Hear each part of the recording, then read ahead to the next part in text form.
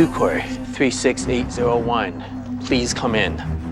In Jakarta, air traffic controllers are trying to understand what happened to a Russian plane on a demonstration flight. Come on, talk to me.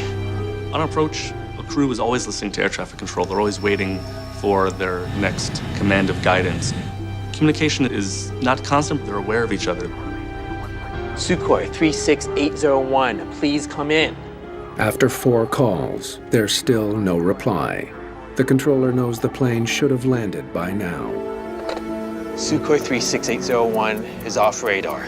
He alerts his supervisor, and authorities declare an emergency.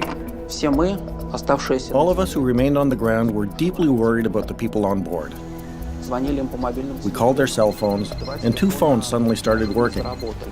The signal was there, but nobody answered them. As minutes turn to hours, the mystery deepens. The fear is that the plane went down in the mountains south of Bogor. There was talk of a potential explosion on board, or an aircraft takeover.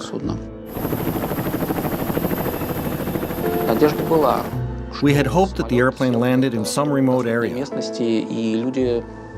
and that the people were still alive. Relatives of passengers camp out overnight at the airport, desperate for news of their loved ones. Saya hubungi juga nggak menjawab, jadi mestinya ada di situ. Tapi sekarang ini karena baru ada kontak visual, belum ada kontak fisik, saya masih tetap berdoa, tetap mengharap sekecil apapun itu bahwa beliau masih bersama kami.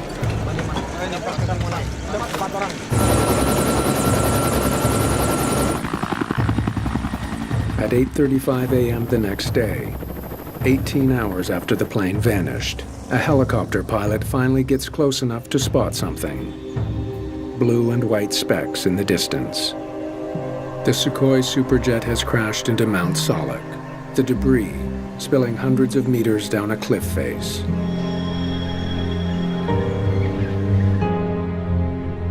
Marjono Siswosuwarno is the lead investigator assigned to the case by the KNKT, Indonesia's Transportation Safety Agency.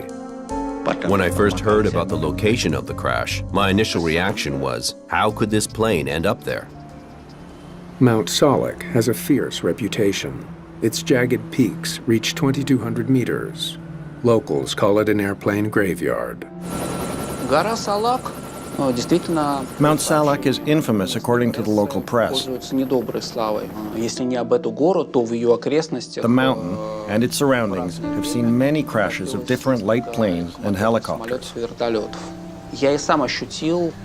I personally felt the negative energy of this mountain.